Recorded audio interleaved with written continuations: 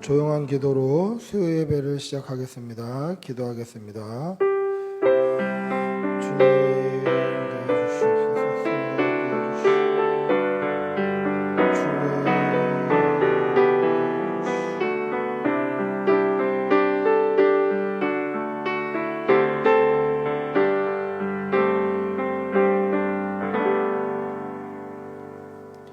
찬송가 191장 찬송하시겠습니다. 191장입니다. 찬송가 191장 내가 매일 기쁘게 191장입니다.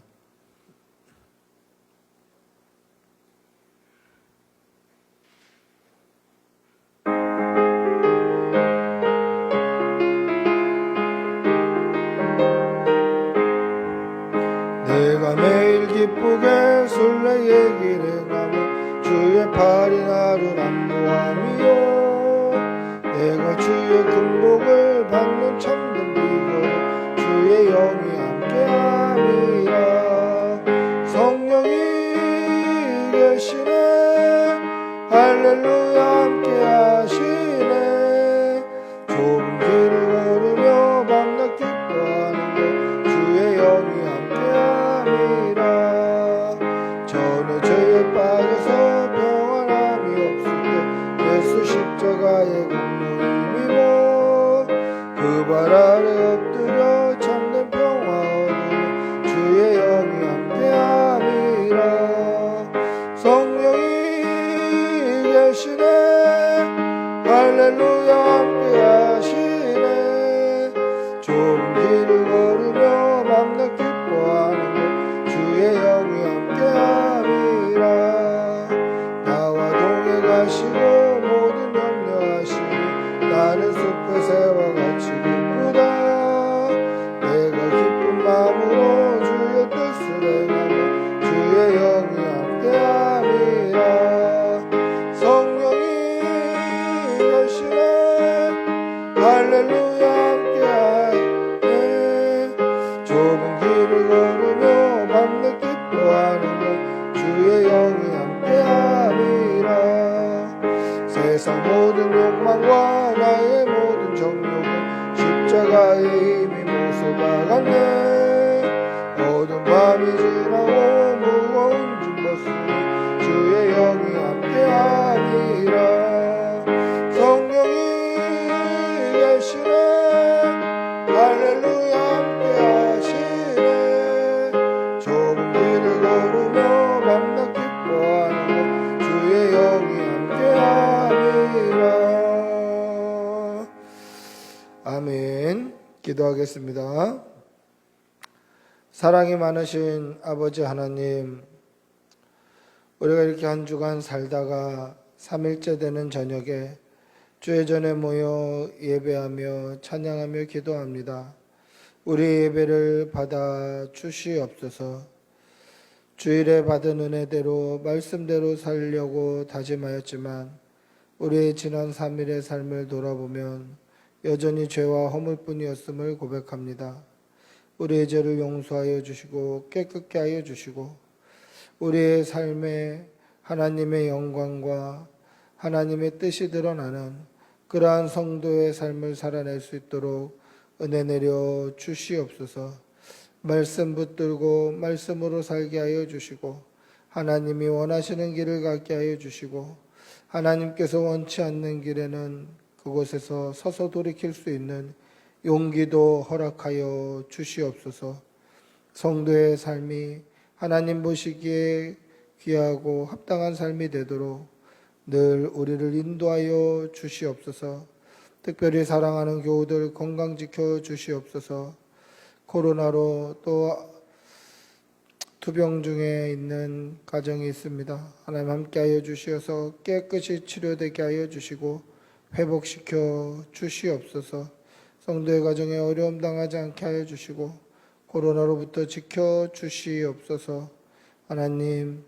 하나님께서 함께하여 주시어서 우리 하루하루의 삶, 순간순간의 걸음걸음을 하나님 다 인도하여 주시고 특별히 주님의 몸된 이 꿈꾸는 교회가 구원의 방주 역할을 잘 감당하며 하나님이 기뻐하시는 귀한 교회 될 수 있도록 하나님 뜻대로 세워주시고 특별히 많은 성도들이 주께 나와 예배할 수 있도록 하나님께서 이 전을 채워 주시옵소서. 오늘도 말씀들과 아버지 앞에 섭니다. 하나님께서 친히 말씀하시는 귀한 예배가 되게 하여 주시옵소서. 감사드리며 우리 주 예수님의 이름으로 기도드리옵나이다. 아멘. 주님 도와주시옵소서. 성령님 붙들어주시고 충만케 하여 주시옵소서. 주님.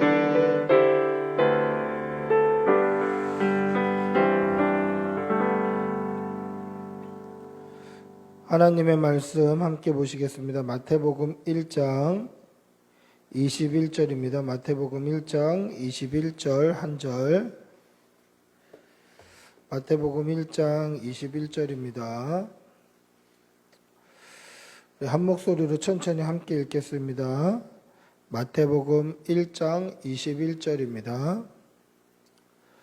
우리 천천히 한 목소리로 같이 읽습니다. 마태복음 1장 21절 같이 읽습니다. 시작. 아들을 낳으리니 이름을 예수라 하라. 이는 그가 자기 백성을 그들의 죄에서 구원할 자이심이라 하니라. 아멘. 한 번 더 읽어보겠습니다. 시작. 아들을 낳으리니 이름을 예수라 하라. 이는 그가 자기 백성을 그들의 죄에서 구원할 자이심이라 하니라. 아멘. 할렐루야. 우리 옆에 계신 분들하고 한번 인사하시겠습니다. 반갑습니다. 사랑합니다. 2014년도에 좀 어떻게 보면 이 신학계를 또는 한국 교회계를 좀 충격에 빠뜨렸던 그러한 일이 있었습니다. 2014년도 이제 한신대학교 신학대학원의 채플 시간, 저희 학교에도 새벽 기도가 매일 있었고 또 매일 중간에 예배가 있었습니다. 그리고 우리는 채플이라고 부르지 않고 경건회라고 했었는데요. 한신대학교 신학대학교는 채플 시간이었고 그 채플 시간에는 우리 학교도 그랬습니다만은 신대원생들, 그러니까 전도사님들이 돌아가면서 대표 기도를 했고 또 설교하시는 분들은 교수님이나 아니면 교단 목사님들이 오셔서 그렇게 설교를 해 주셨습니다.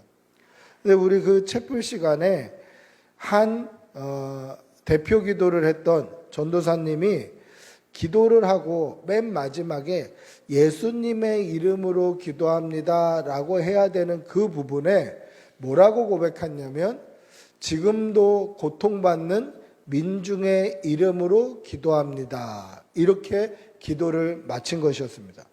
근데 그 채플에 예배에 참석했던 분들이 그때 그 교단에 그 한신 교단에 굉장히 이제 리더급에 있는 목사님들이 오셨고 굉장히 대표하시는 분이 그날 설교를 맡으려고 준비하고 계셨고 그리고 교수님과 학교 관계자들과 임원들이 다 모여 있는 자리에서 이 전도사님이 예수님의 이름으로 기도합니다라고 하지 않고 지금도 고통받는 민중의 이름으로 기도합니다. 이렇게 기도를 마쳐버린 겁니다. 그러니까 심지어 설교하시는 목사님이 설교가 잘 안 된다라는 표현을 설교 중에 쓰셨다고 하더라고요. 내가 마음이 참 가슴이 뛰어서 설교가 잘 안 됩니다. 이런 표현을 썼고 심지어는 학교 임원들과 교수님들에게 학생들 지도를 좀 바르게 해달라는 당부를 설교 시간에 했다는 거예요. 그러면서 이 학생 전도사님이 교수님들한테 불려가서 여러 가지 이야기를 듣고 신학 검증을 받고 심지어 그 과정에서 아주 심한 욕설과도 같은 이야기도 들었다라는 거예요. 그런데 이것이 그냥 한 신학생의 일탈, 한 전도사의 일탈, 이제 신학교 와갖고 막 신학 공부를 했기 때문에 신학이 뭔지, 왜 예수님의 이름으로 기도해야 되는지 이런 걸 잘 몰라서 그냥 그 사람의 일탈로 이런 일이 있었다라고 그냥 치부하고 쓱 없어지면 사실 조용히 덮일 만한 그러한 사건일 수도 있었을 것입니다. 그런데 그 민중의 이름으로 기도합니다 했던 이 신학생이 자신이 부당하다, 자기가 억울하다라는 글을 그 신대원 홈페이지에 장문으로 기록한 거예요. 그 기록의 요지는 그렇습니다. 자신은 왜 예수님의 이름으로 기도해야 되는지 그 근거를 알 수가 없다. 도대체 그 근거가 뭐냐? 왜 예수님의 이름으로 기도해야 되냐? 그냥 옛날부터 예수님의 이름으로 기도합니다 라고 했으니까 그냥 예수님의 이름으로 기도하는 거 아니냐? 도대체 그 근거가 뭐냐? 이게 첫 번째 요지고, 두 번째는 한신대학교가 있는 그 한신대학교 교단에 굉장히 유명한 목사님이 계신데 그분이 누구냐면 문익환 목사님입니다. 이 문익환 목사님은 민중신학 또는 해방신학의 거두인 신학자였고 우리가 알고 있는 이 문성근이라는 배우의 아버지이기도 합니다. 그래서 이 신학교 앞에는 이 문익환 목사의 동상이 서 있습니다. 그래서 이 학생이 자신은 우리 교단이 또 우리 신학교가 동상으로 세워갖고 기념할 만한 이런 존경받는 문익환 목사님의 이론의 근거를 두고 민중의 이름으로 기도한 거다. 내 말이 틀린 것에 대해서 신학적으로 반발을 해봐라. 뭐 한번 가르쳐달라. 이런 식으로 엄청나게 글을 썼어요. 그래서 이 문익환 목사님의 글의 어떤 부분이 민중의 이름으로 기도해야 되는지 근거를 들었는데 그 글의 근거의 요지가 뭐냐면 예수님께서 이 땅에 오셔서 예수님의 이름으로 기도한다라는 것은 예수님이 기도한다는 뜻이다. 그 문익환 목사님의 요지가 그거예요. 예수님의 이름으로 우리가 기도한다는 것은 예수님의 이름을 빌어서 기도하는 것이기 때문에 예수님이 기도하는 거다. 그런데 예수님께서는 민중의 구원자로 오셨다. 이게 요지예요. 그렇기 때문에 그것을 근거로 이 전도사님은 민중의 이름으로 기도해도 된다라는 논리를 펼친 거죠. 그러니까 뭐 실수했습니다. 긴장해서 그랬습니다. 깜빡했습니다. 하면 아무 일도 아니고 한 사람의 일탈, 한 사람의 실수로 끝날 것을 이 사람이 나는 틀리지 않았다. 내가 맞다라고 주장하면서 일이 커진 거예요. 근데 이게 왜 한국 교회에 이슈가 되고 충격을 주었는가 하면 이 글에 대부분의 사람들이 야, 이 사람 잘못됐다. 이 사람 신학 검증해야 된다. 이 사람은 복음을 모른다. 이 사람은 예수 그리스도가 어떤 분이신지 전혀 모른다. 이렇게 비판하는 것이 아니라 오히려 이 전도사님을 옹호하는 거예요. 그 전도사님이 맞다. 이 사람이 맞다. 이렇게 옹호하는 거예요. 심지어 어떤 목사님은 칼럼을 뭐라고 적어놨냐면 민중의 이름으로 기도할 수도 있고 세월호에 죽어간 그 사람들의 이름으로도 기도할 수 있고 고통받는 성도의 이름으로도 기도할 수 있다. 막 이런 글을 적은 거죠.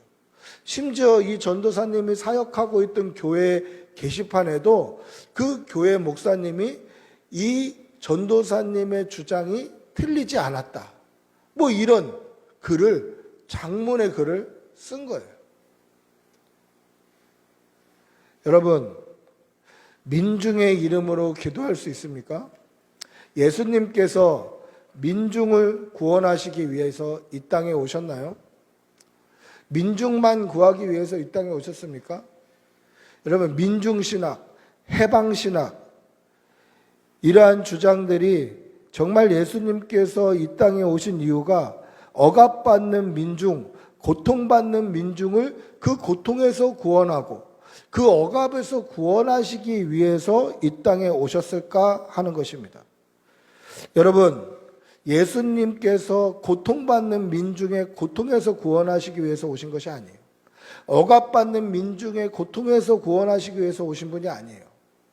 이 권세자들의 그 억압, 권세자들의 힘을 빼기 위해 예수님이 이 땅에 오신 것이 아니다라는 거예요. 여러분, 당시 이스라엘 백성들도 이렇게 생각했어요. 우리가 로마의 압제를 받고 있고 로마의 그 권세자들 아래서 우리가 힘들게 핍박받으면서 이렇게 살고 있는 그 억압, 민중의 억압으로부터 구원할 메시아를 그들은 원했어요. 그렇기 때문에 예수님을 십자가에 못 박으라고 하는 거예요. 왜 그렇습니까? 우리가 원하는 그런 메시아가 아니다. 우리가 원하는 지도자가 아니다라는 거예요.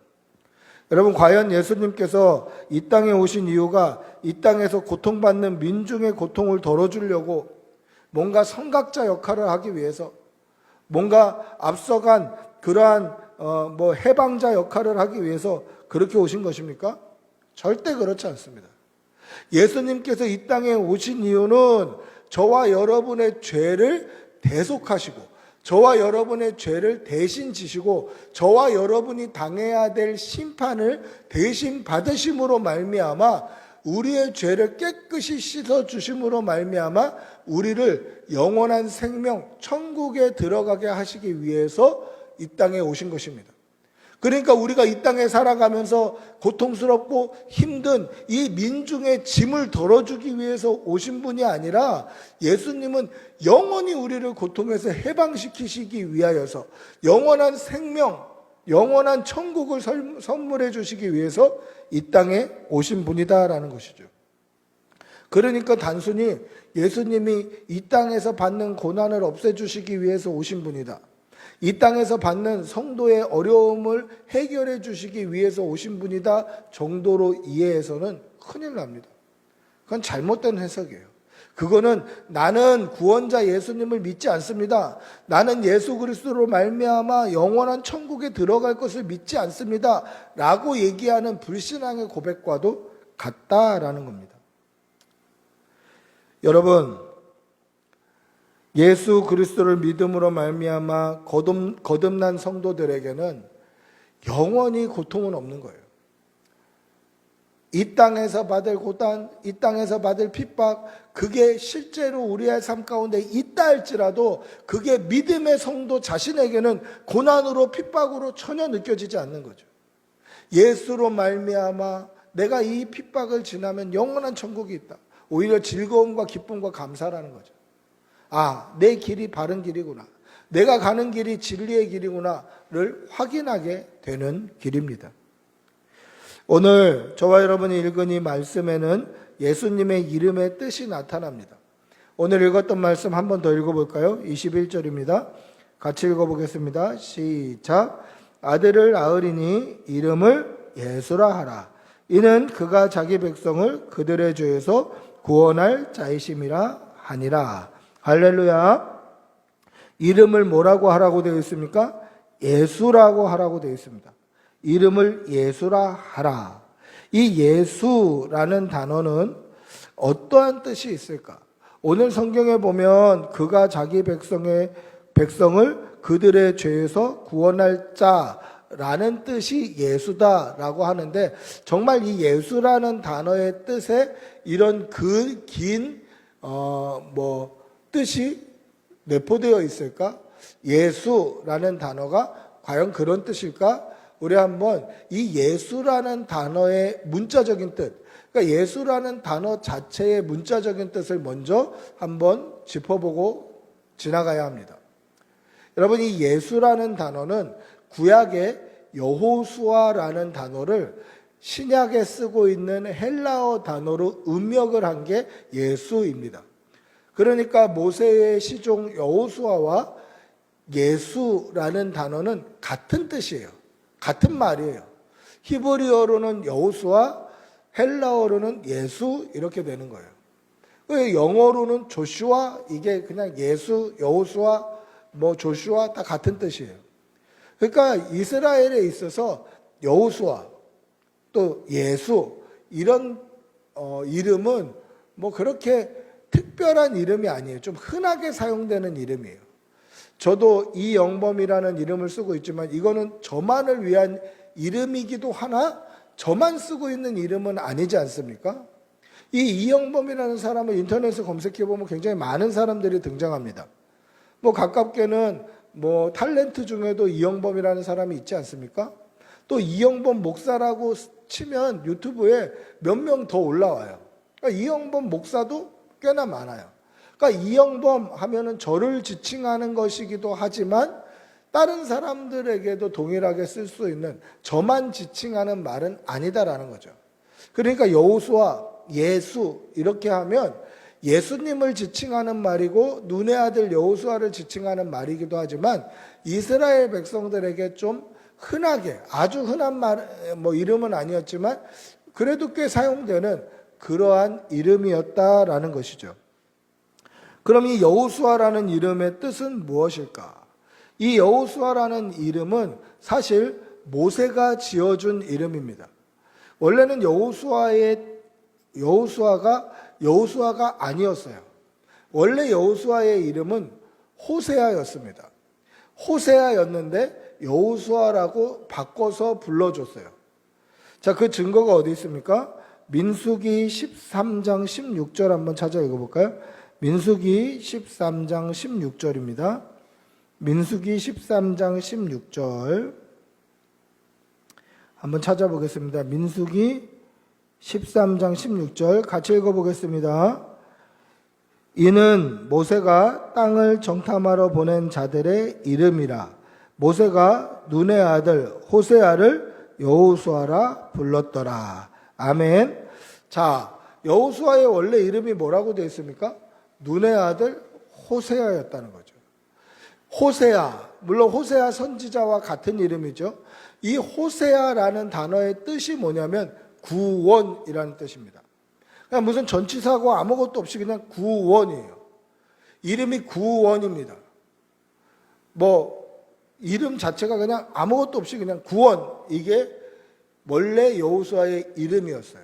근데 이 구원이라는 호세아라는 이름 앞에 야훼, 여호와 하나님을 뜻하는 여자를 붙여서 여호수아라고 이름을 바꿔준 거예요. 그러면 여호수아라는 이름의 뜻은 뭡니까? 하나님께서 우리의 구원이 되신다라는 뜻이에요. 여호와가 나의 구원이시다. 여호와가 우리의 구원이시다. 여호와가 구원이시다. 이 말이 여호수아예요. 왜 모세가 이렇게 이름을 바꿨을까? 그 이유는 알 수 없습니다만은 성경을 보면 왜 구원이라는 이름이 아니라 여호와 하나님이 우리를 구원하신다라는 이름으로 바꿨을까? 왜 주어를 담았을까? 그 이유는 그들이 애굽에서 나온 출애굽의 주권자가 누구인가? 여호와 하나님이 우리를 구원하셨다. 그리고 그들이 광야 생활을 하다가 약속의 땅 가나안으로 들어가는 인도함의 여정의 주체가 누구인가? 여호와 하나님이시다. 이것의 고백이었다라는 것이죠. 그러니까 우리를 구원하시는 분이 누구냐? 그냥 구원이 아니라 하나님이 우리를 구원하신다. 하나님께서 우리를 구원하신다. 이것이 여호수아라는 이름의 뜻인 것입니다. 그러면 아까 말씀드린 대로 예수라는 이름은 구약의 여호수아라는 이름을 헬라어로 신약에 쓰고 있는 단어로 음역한 거다라고 말씀드렸습니다. 그래서 여호수아는 예수라는 말과 같은 뜻이다라고 말씀드렸죠. 그러면 예수라는 이름의 뜻 역시 무엇으로 봐야 됩니까? 여호와가 구원이시다. 여호와가 구원이시다. 이게 예수예요. 여호와가 구원이시다. 이게 예수인데 오늘 우리가 읽은 본문 21절에 보면 여호와가 주어 구원이시다. 동사 사이에 목적어가 들어가요. 이 목적어는 뭡니까? 동사 구원을 꾸며주는 말 아닙니까? 그러니까 무엇으로부터 구원한다라는 이런 방법을 꾸며주는 그 목적어가 등장을 하게 되는 것이죠. 우리 21절 한 번만 다시 읽어볼까요? 21절 한번 다시 읽어보겠습니다. 시작. 아들을 낳으니 이름을 예수라 하라. 이는 그가 자기 백성을 그들의 죄에서 구원할 자이심이라 하니라. 할렐루야. 하나님께서 구원하신다. 여호와가 구원하신다. 이 말이 예수인데 오늘 본문에는 뭐라고 되어 있습니까? 한 가지 더. 그 뜻이 사실은 이런 뜻이다라고 한 가지 더 첨가가 되어 있는데 그게 뭡니까? 자기 백성을 그들의 죄에서 구원할 자이심이라. 그러니까 자기 백성을 구원하신다. 예수라는 이름의 뜻은 자기 백성을 구원하신다라는 뜻인데 그들의 죄에서라는 그 명칭이 들어가 있는 거예요. 그러니까 예수라는 단어, 이 문자적인 단어의 뜻을 보면 문자적으로 봤을 때는 여호와께서 구원하신다라는 뜻인데 이 뜻 안에 의미적으로 보면 하나님이 원하시는 원래의 뜻을 보면 자기 백성을 그들의 죄에서 구원하시는 분이라는 거죠. 그러니까 문자적의 원래 뜻으로만 봐야 되겠습니까? 아니면 하나님의 말씀에 의거해서 하나님의 말씀의 본뜻, 하나님의 말씀의 본의를 봐야 되겠습니까? 두말할 필요도 없죠. 하나님의 말씀의 본뜻, 하나님의 말씀의 본의를 봐야 되는 거죠. 그렇기 때문에 우리가 예수님 하고 부르는 그 예수님의 이름 안에는 어떠한 뜻이 들어가 있는 겁니까? 자기 백성을, 예수 그리스도를 믿음으로 말미암아 하나님의 백성된 믿음의 백성을 그들의 죄에서 예수 그리스도께서 그 죄를 대신 덮어 쓰시고 죽으심으로 말미암아 그들의 죄에서 구원하시는 분, 그분은 바로 예수 그리스도가 되시는 것이죠. 그러니까 이름 자체에 복음이 들어가 있는 거예요. 내가 내 죄를 대신 지시는 그분, 내 죄를 다 사해 주시는 그분이 바로 예수 그리스도다. 이 복음의 진수가 예수라는 이름 안에 들어가 있는 거예요. 그런데 이 하나님의 본뜻, 본의를 생각하지 않고 그냥 문자적으로만 보면 어떻습니까? 하나님께서 구원하신다. 뭐를? 민중을, 고통받는 사람들을, 아픈 사람들을 이렇게 해석이 되는 거예요. 숨어있는 목적어를 알지 못하면 성경이 분명히 알고 말씀하고 있는 그 목적어를 빼먹으면 하나님의 말씀에 분명히 드러나고 있는 목적어를 빼먹으면 예수 그리스도의 이름으로 기도하지 않는 거예요. 민중의 이름으로 기도합니다. 고통받는 민중의 이름으로 기도합니다.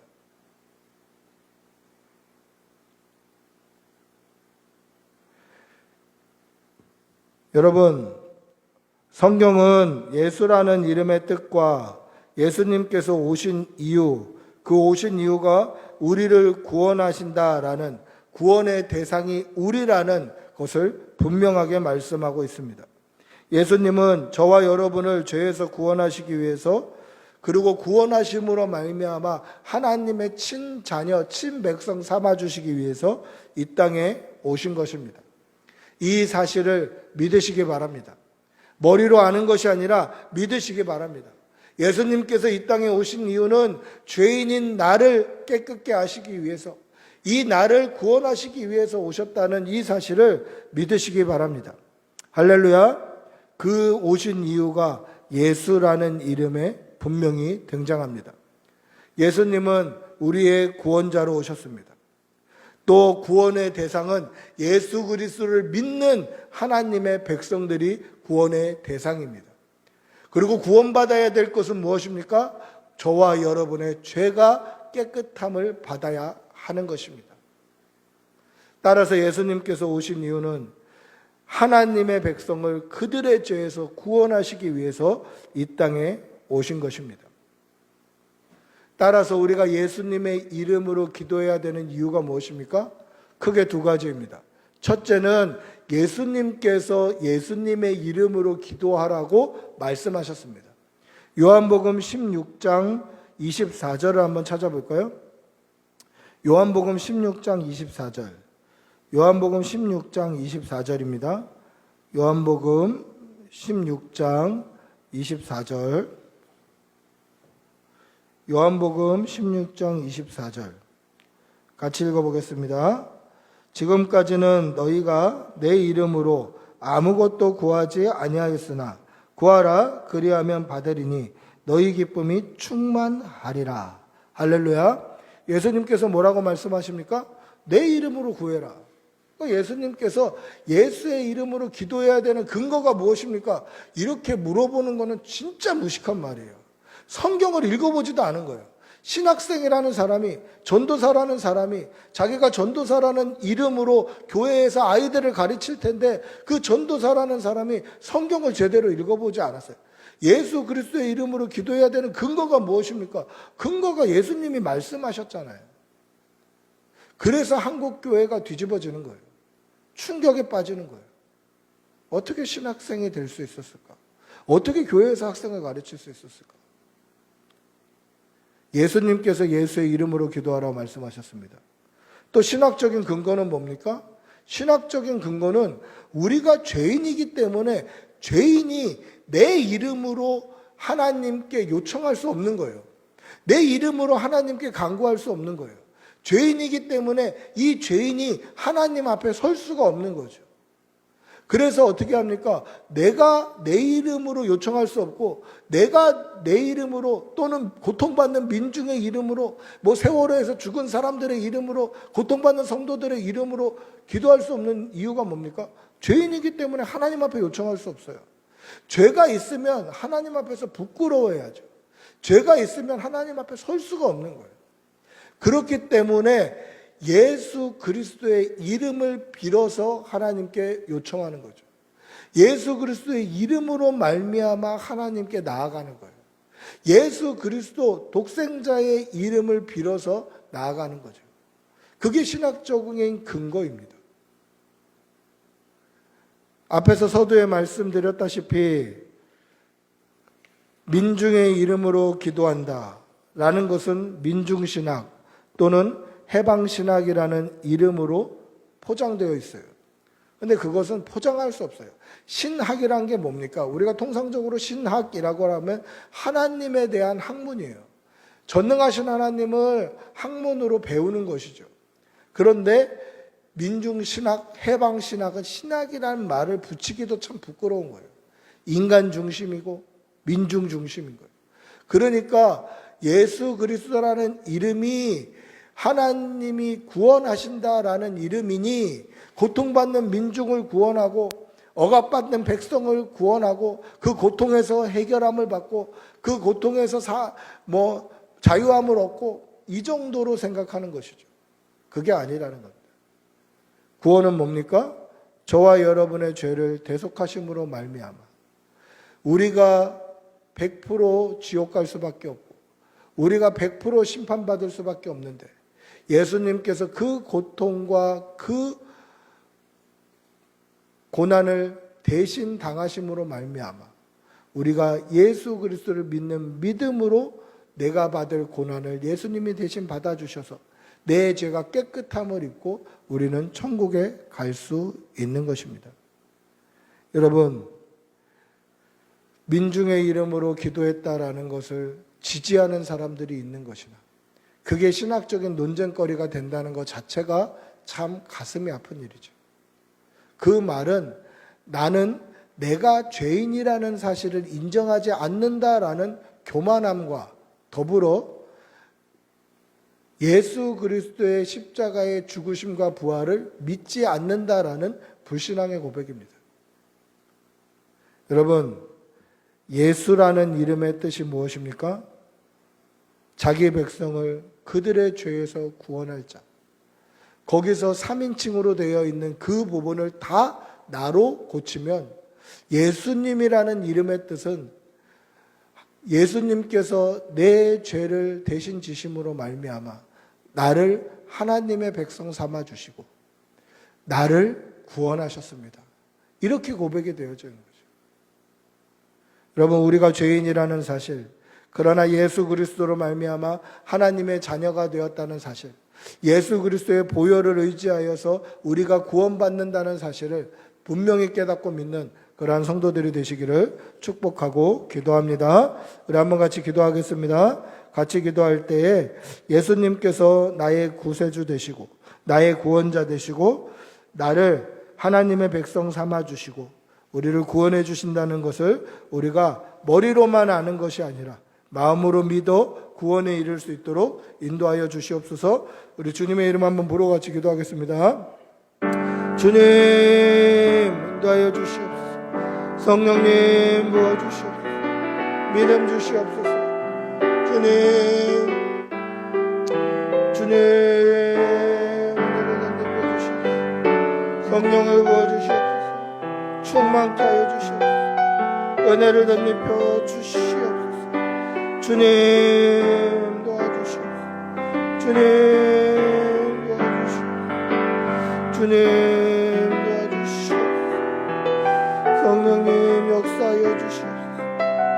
믿음의 바른 길을 가게 하여 주시옵소서.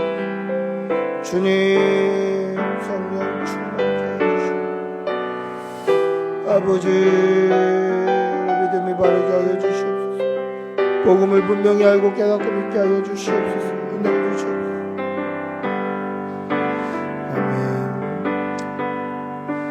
아들을 낳으리니 이름을 예수라 하라. 이는 그가 자기 백성을 그들의 죄에서 구원할 자이심이라 하니라. 사랑의 아버지 하나님, 예수님께서 나의 구원자 되시고 나의 죄의 속량자 되어주시고 내 죄를 깨끗게 하시고 하나님의 자녀 삼아 주시기 위한 하나님의 사랑의 표징이 되심을 잊지 말게 하여 주시옵소서. 우리가 예수 그리스도를 온전히 믿어 하나님의 백성 되고 하나님의 자녀됨을 하나님 우리가 머리로만 아는 것이 아니라 온전히 믿게 하여 주시옵소서. 그 믿음으로 하루하루 살아가게 하여 주시고 하나님의 말씀 중심으로 세상 가운데 승리하는 주의 백성들이 다 되게 하여 주시옵소서. 간절히 바라옵고 우리 주 예수님의 이름으로 기도드리옵나이다. 아멘. 200장 찬송하시겠습니다.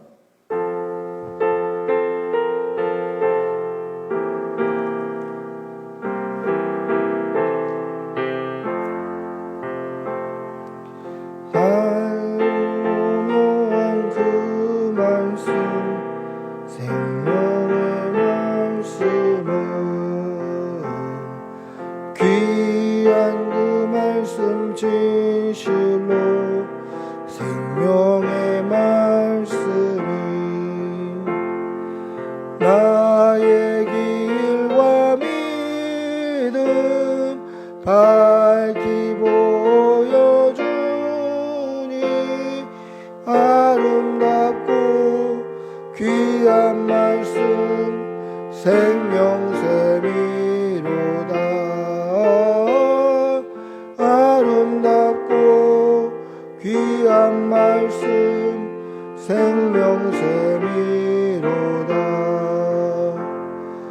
귀한 주님의 말씀은 내 노래대로다. 모든 사람을 살리는 생명의 말씀은 값도 없이 받아 생명길을 가니 아름답고 귀한 말씀 생명샘이로다. 아름답고 귀한 말씀 생명샘이로다. 널리 울리어 퍼지는 생명의 말씀은 마음의 용서와 평안을 골고루 주나니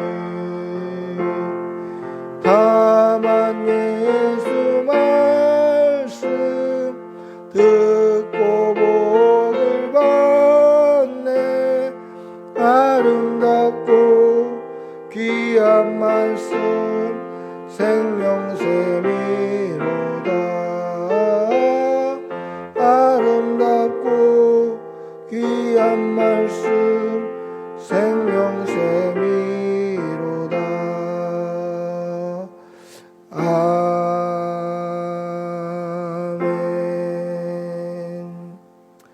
아멘. 주님 가르쳐 주신 기도로 수요 예배를 마치겠습니다. 하늘에 계신 우리 아버지여, 이름이 거룩히 여김을 받으시오며 나라가 임하시오며 뜻이 하늘에서 이루어진 것 같이 땅에서도 이루어지이다.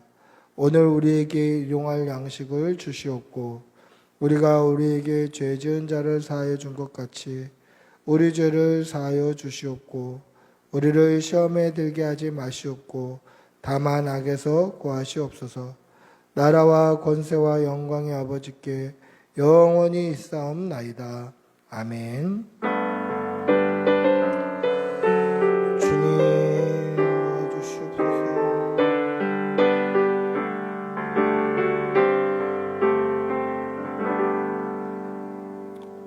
예배를 마쳤습니다.